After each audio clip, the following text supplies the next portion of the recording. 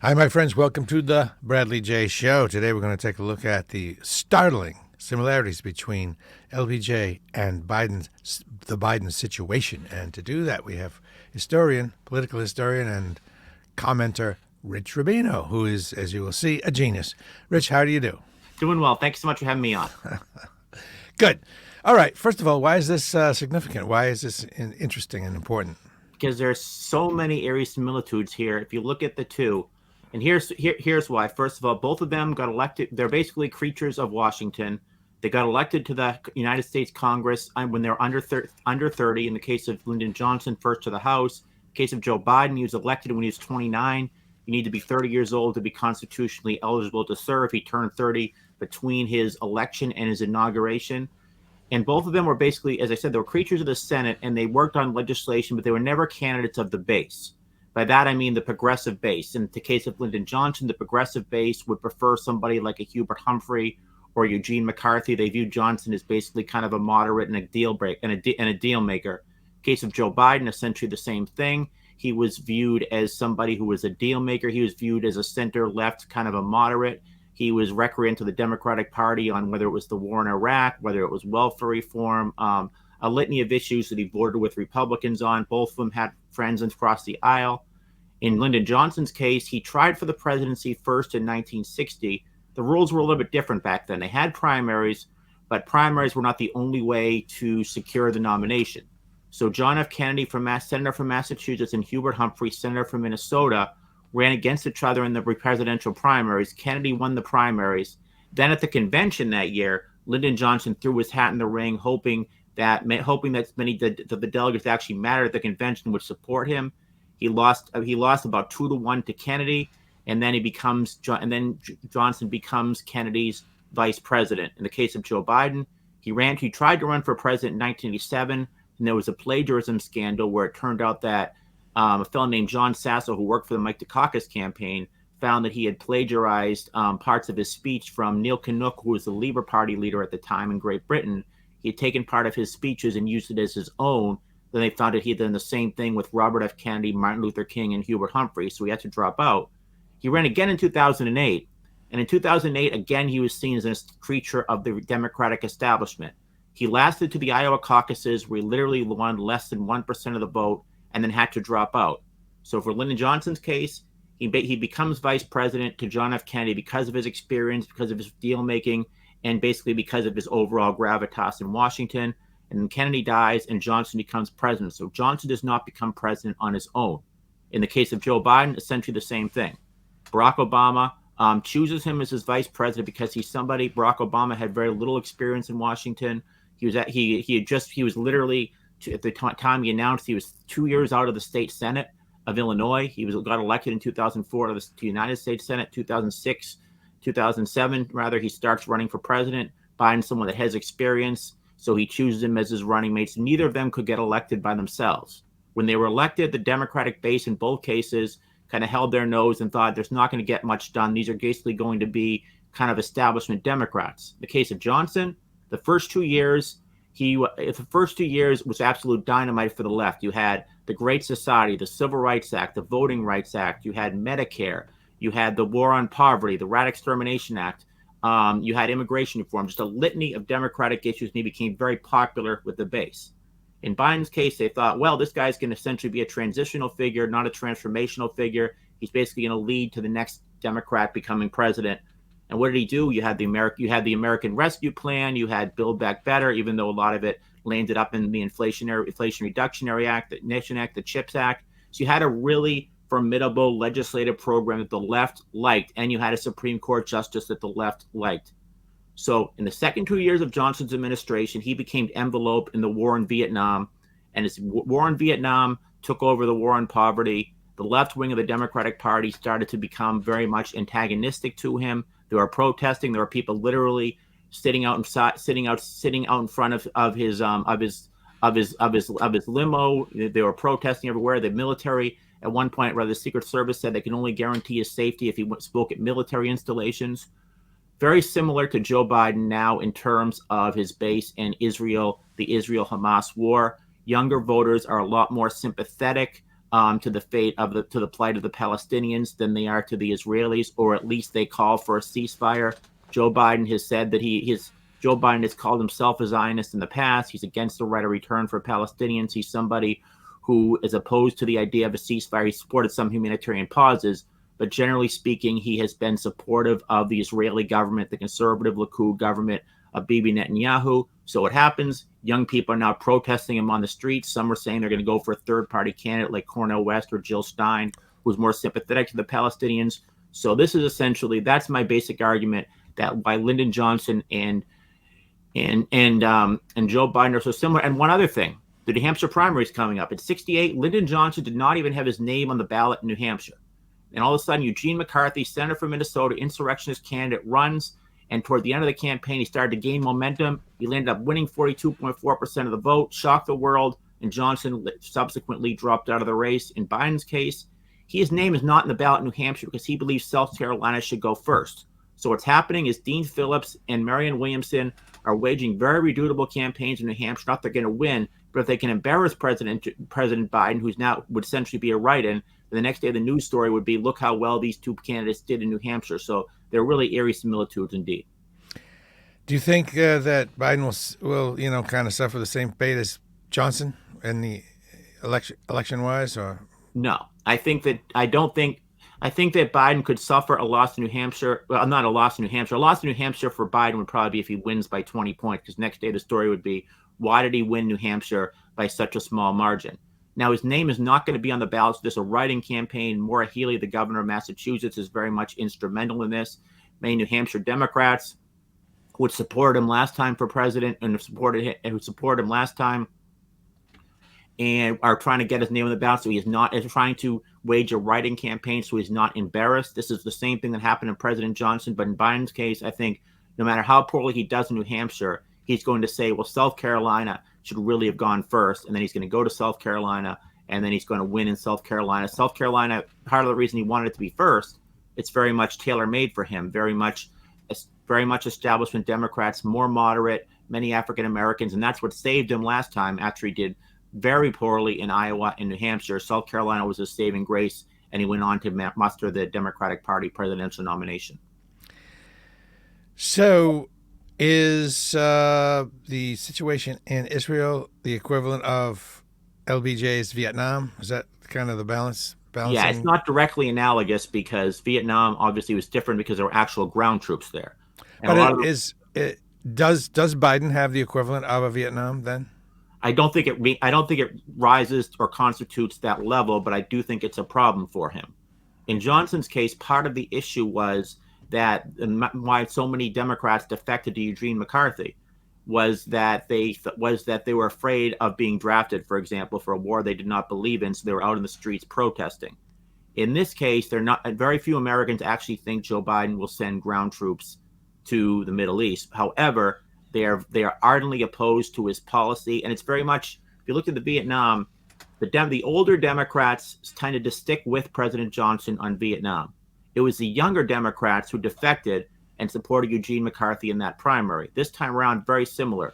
Very much older Democrats are very much the establishment Democrats, more moderate and conservative Democrats, respectively, are very supportive of his his policy on Israel. They say that many of them say, well, Israel should not have had a ceasefire, for example, maybe humanitarian pauses, but there should not be. They need to finish the job. They need to finish the job against Hamas. Younger Democratic voters are very much saying that we need to have a ceasefire, and that's where kind of the divide is. Do I think Israel is as important to President Biden as Vietnam was to President Johnson? No.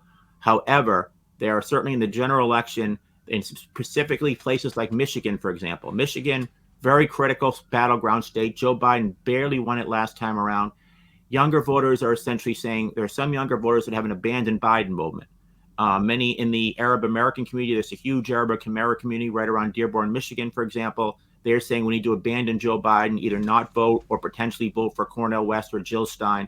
That could be fatal for Joe Biden in the general election. Not that these people are going to go for Donald Trump, but that they're not going to cast a ballot for Joe Biden, who needs every solitary vote in the state of Michigan.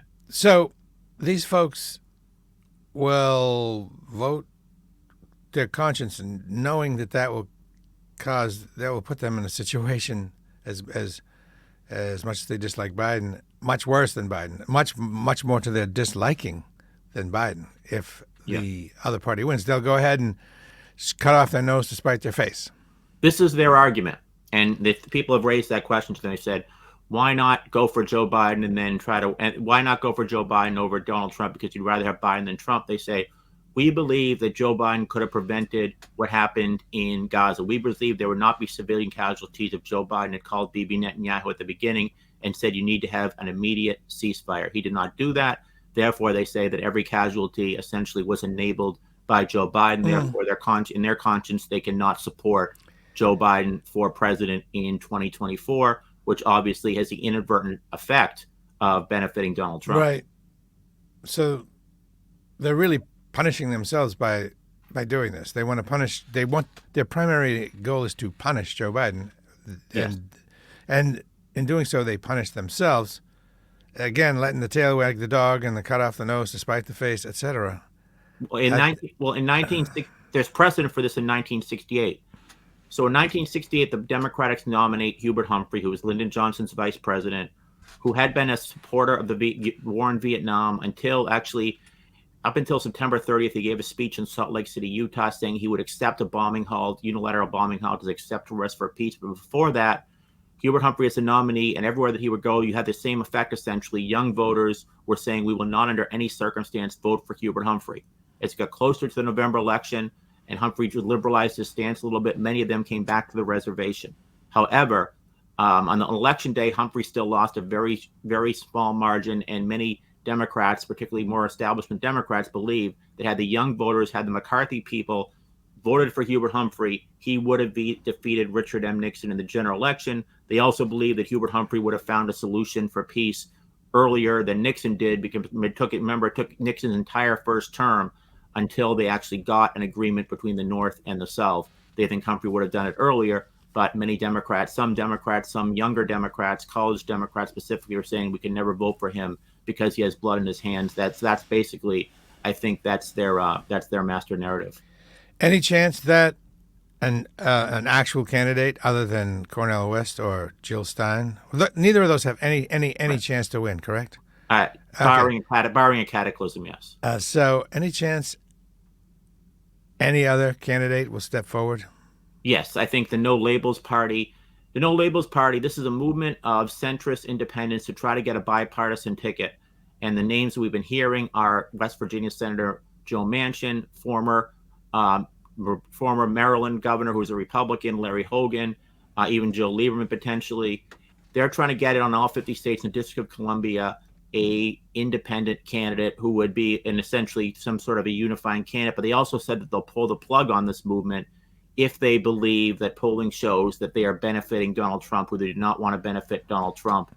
Now, theoretically, this is an election where if you look at the polls, a majority of Americans want there to be an alternative. So you'd say, okay, this is a perfect example for why there would be an alternative. The precedent for this year is really 1980. In 1980, Jimmy Carter was relatively unpopular. Ronald Reagan, the former governor of California, was seen as too extreme. So one of the candidates in the primaries that year, the Republican primaries, was John Anderson, a liberal Republican congressman from the state of Illinois. He lost the primaries, but he kept running as an independent, and he actually picked a Democrat, Patrick Lucey, the governor of Wisconsin, as his running mate.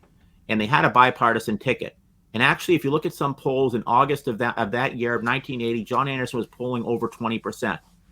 Gradually, Americans started to believe that it was a wasted vote and that he was actually going to help Ronald Reagan, that anyone who was opposed to Ronald Reagan needed to vote for Jimmy Carter. So his support, there was a declination of his support. Finally, he won 6.6% of the vote. So that's probably the closest parallel you have to what could happen if there is a No Labels Party ticket. It could very well strike just like George Walsh in 68, Ross Perot in 92. In the summer, you could see him up at 30% potentially, but it's probably going to fall. And you also have, by the way, we'd be remiss not to mention Robert F. Kennedy Jr., who was also, like John Anderson, was running in the Democratic primary, then dropped out of the Democratic race and is running as independent himself. And he's somebody that's actually, among younger voters, very popular. Although once they find out how that he has a very hawkish stance on Israel, I think you're going to see that dissipate a little bit. Okay. On the other side, Nikki Haley was making some progress. Has she stalled out due to anything? Perhaps. Well, I think I think it's a minor issue in the scheme of things, but basically she was in Berlin, New Hampshire, and an unidentified voter said, "What are the causes of the Civil War?" And she answered it. First, she said, "What do you think the causes are?" Then he says, "Well, you're not running. You're running for president." Basically, she answered it without saying slavery. And Yeah, I don't see why that would hurt her in the primary, in the Republican primary. That would hurt her in the general, maybe. And you can tell she was in that situation. You always get in that situation where you're cornered in a primary because Nikki Haley was potentially looking at the general election. You always need to. It's like Richard Nixon said: if you're a Republican, you run to the right in the primary, and then you run to the center in the general election. The problem is in the primary when you're running to the right and you're on tape saying something that's very conservative. Once you get to the general election, assuming Nikki Haley, I don't think it's necessarily right. So she just had to say nothing and mumble a little, which would be very hard for her to say nothing because it's a very direct question. But she did say nothing. She went, "Well, I think it was the government." Yeah. If she had simply said, "Well, I think it was slavery," and then moved on, no one would have followed it the next day. If she just said, "Okay, it's slavery," and then gone to the next question. But the fact that she appeared to be pandering, this potentially could hurt her among some maybe. But that would have hurt her in her home state, right? In South Carolina, I think it's a non-question in South Carolina right now. I think South Carolina, the last poll I saw, she's down by over 20 points in her home state. Yeah, and that's really her problem. So theoretically, she's probably not going to win in Iowa. Let's say she does what John McCain did in 2000 and shocks the world and wins New Hampshire. Then you come down to her home state, and she should be winning her home state big. When Tom Harkin was in the Iowa caucuses, he won over 80% of the vote, for example, in the Iowa caucuses without barely even campaigning in 92 because that was his home state. Nikki Haley is not winning her home state. The incumbent governor and pretty much every constitutional officer, they're all Republicans, are supporting Donald Trump. Only Congressman Ralph Norman, Republican himself, is the only congressman in the entire delegation who's supporting her. For example, she has a lot of problems in her home state, and it's very hard, I think, to see a scenario, even if she does very well in New Hampshire, potentially even wins in New Hampshire, that these voters who already believe that Donald Trump is better than somebody that they know, somebody that they know best, who was their former governor, who served a term and a half as their governor, are going to somehow revert back to Nikki Haley. Yeah, why don't they like her? It's not that they don't like her. It's the same scenario with Ron DeSantis in Florida. It's that they like Donald Trump better. They're very loyal to Donald Trump. And South Carolina went overwhelmingly for Donald Trump last time around. Donald Trump won the state of Florida last time around. And Donald Trump is basically almost a demigod within some segments of the conservative movement in the Republican Party. If Donald Trump were not on the ballot, would they vote for Nikki Haley? Yes. In Florida, if Donald Trump were not on the ballot, would they vote for Ron DeSantis? Yes. It's not that they're saying that they don't like their leadership, that they didn't like them as governor. Many of them supported or would have supported either of them as governor. Is that they're saying we would rather have Donald Trump as president. But if you look at history, when candidates lose their own state, usually they're done. Jerry Brown in 1992, for example, Bill Clinton beat Jerry Brown in California, and Jerry Brown was done after that. Marco Rubio in 2016, Donald Trump upended Marco Rubio in his home state. He was done after that. In 2020, Elizabeth Warren came in third place in Massachusetts. Joe Biden won Massachusetts without spending an hour or a day of his time campaigning in Massachusetts. Elizabeth Warren was done. It's very hard to see a scenario where Nikki Haley does not win South Carolina and is able to then move on. Does Donald Trump have a better chance of, let me rephrase it, let me put it the other way. Does another candidate, say Haley, have a better chance of beating Biden than Trump? Right now, based on what you'd see in the polls, the answer would be yes. Although I will say you're hearing an outlier poll that shows she's 17 points up, which she is basically using to say that she would win by 17 points. That's probably an aberration poll. Most polls show that she's probably going to win by about 3 to 5 to 6 points. Donald Trump's right around the same scenario, a little bit less for Ron DeSantis. So I wouldn't go by the 17 points. I think here's the argument for why she would be a better candidate. Potentially, she would be palatable to moderate voters, to voters who don't like Joe Biden, but potentially would under no circumstance vote for Donald Trump. They would be more likely to vote for her. The other side of that, though, is there are many mega supporters, many white blue-collar workers, for example, who are not necessarily Republicans. They're more Donald Trump-type Republicans, when they see somebody who's seen as more of an establishment Republican, they might decide to, for example, maybe go to RFK Jr., for example, or just not to vote whatsoever. And also her hawkish foreign policy is very much out of the mainstream right now with the conservative movement. So I can see some conservatives in that respect saying we will not go for Nikki Haley. And on the other side, would someone like Manchin have a better shot at beating Trump? If Manchin were if Manchin were the Democratic nominee? Yeah. If he were no, I don't think so, because I think that because of his position, because of his conservative position, specifically on his opposition to Metro the Build Back Better the platform, for example, right, for his support for his opposition to abortion rights, if he were the nominee, that would be a litmus test issue. And I think that a lot of younger Democratic voters would then go over to Cornel West or Jill Stein if he were actually the nominee. I don't think he would. He could, maybe there's a scenario he can win as an independent because he takes the whole he takes the kind of what he calls the mobilization in the middle. He takes all these centrist voters and gets 270 electoral votes that way. He probably has a better chance that way, but he's very much persona non grata in many segments of the Democratic Party today. Okay, and a final question: do you think all the shenanigans of since the last race might affect the Republicans down ballot wise, like Tommy Tuberville's shenanigans and Lauren Boebert's shenanigans and the Matt Gaetz's and the MAGA enablers? Does that, think that'll hurt him in the congressional races, et cetera?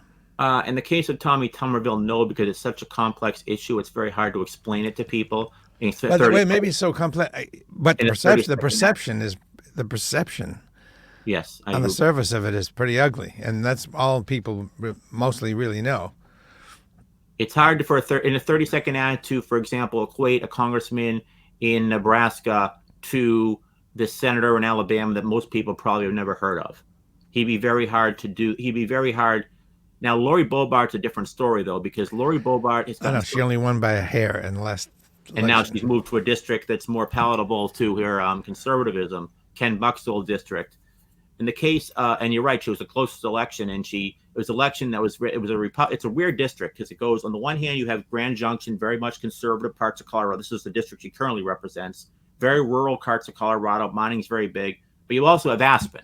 And Aspen's not known as a conservative citadel. So there's a lot of money specifically in Aspen. The working people were working against her in that campaign, and she knew that, so she's moving. But her name, she does have high name recognition. And Marjorie Taylor Greene does as well. And I think even former Congressman Santos does as well. So I could see one of those three potentially appearing in a political advertisement. Somebody might say, when it comes, for example, the speakership, voting for Mike Johnson, the Democrats are going to do everything they possibly can, or it would be political malpractice, to excoriate Mike Johnson, to say that he's part of the extreme fringe. So you might see a scenario where a congressman like Don Bacon from Nebraska or Mike Lawler from New York, I'm talking about some of the most moderate Republicans, are going to be up there and they're going to say he voted for Speaker of the House for this man, Mike Johnson. And who else voted for this person? Right. Marjorie Taylor Greene, Lori Bobart, Matt Gaetz. These are people who do have name recognition, and I think that potentially, you could see those names. And I think the Republicans are going to make it to the point. I mean, the Democrats rather are going to do what the Democrats rather did to Newt Gingrich in 1994. Every candidate was running against Newt Gingrich because it was always Newt and this person, Newt and this person. This time it's going to be probably Donald Trump in some of these moderate districts. It's going to be Mike Johnson, and then it's going to be Marjorie Taylor Greene, Lori Bobart, Matt Gaetz, and say that this person is essentially a carbon copy of that person, or they're an enabler, if you will. Thank you very much. I appreciate it. Rich Rabino, tell me about your book. Show us your book. Christmas is over, but still, it's a cool book. Show us the Political Trivia on Steroids book. Latest book, The Great American Political Trivia Challenge, Political Trivia on Steroids by Rich Rabino. Give me a trivia question. Make it super hard. I'm not going to get it, but I'll remember the answer. Go ahead. Super. I know I'm not going to get it, people. I know it. I get it, but I will remember the answer. Okay. Let's see that. See, that's the point there, right there, is to learn. So that you will learn. Yes. Here's one. Dick Cheney at one point, he was working. So Dick Cheney, when he first was coming to Congress, he was working in bipartisanly. So he worked for a Republican congressman. He was going to work. He was planning on working for a Democratic senator as well. He was not necessarily a Republican or a Democrat. He actually has the same birthday as Franklin Roosevelt, January 31st. His parents were very much big Democrats. So he was going to work for a Democratic senator. However, Donald Rumsfeld, a congressman from Illinois, soon saw him, took him under his wing, and eventually they moved up together, the Ford administration, then later the Bush administration. But which Democratic senator was Dick Cheney slated to work for? So not in Montana. I mean, no. Well, he's from Wyoming, but no. I mean Wyoming. Yeah. No. I'll say Ted Kennedy. You got it. You got it. Wow, that was impressive. Yep, I like if I set the bar low, and it's always good. But imagine that scenario, though. Imagine how different history would have been. It's just like, for example, Hillary Clinton was the head of the Young Republicans at Wellesley College as a freshman, and actually it worked for Mel Laird, who was the head of the Republican conference in Washington, and Gerald Ford at the time was the minority leader, and she was working for the Republican conference. Gradually, she left the party, worked for Eugene McCarthy in 1968, but she was very much a Goldwater girl, actually. And in 1964, when Newt Gingrich, for example, was supporting the liberal Republican Nelson Rockefeller for president, she was out there supporting the most conservative candidate, probably of his century, Arizona Senator Barry Goldwater, and she was a Goldwater girl at that time. So political allegiances certainly can change. Even Donald Trump was giving money to Chuck Schumer at one point. So, all right, here's a question. This is it's more of a musical question, but it's got a political angle. There was a DJ who became a producer and had a platinum-selling record, and his biggest hit was, since you say Rockefeller, you mentioned the word Rockefeller, his biggest hit was Rockefeller Skank. Oh. Who was that artist? And here's a hint. I was on the album. You were I made an appearance on the multi-platinum selling album, which is weird but true. Who? Fatboy Slim. Really? From the album You've Come a Long Way, Baby, had Rockefeller Skank, and it was a massive hit. And if you listen to the album version, between track 1 and 2, the Rockefeller Skank is track 2, the song number 1 fades out by going, right here, right now, right here, right now. And then the intro to the Rockefeller Skank on the album version is from an interview I did with Fatboy Slim, and where a caller called and kind of requested the song and said, can I hear that song by Fatboy Slim? And I said, which song? And he goes, the one that goes, right about now, the funk song. Oh, yeah. Check it out now. And that kid's intro was the intro to the song on the album. And he even left the WBCN call letters in that. So on that record, it says WBCN. Wow. And I'm saying it. So, if you want to check that out, you can't listen to the single version. You have to listen to the album version. Or maybe it's considered the end of the first song. But there's a little bit of music trivia tied in there. The best, I'll end with this about Rockefeller.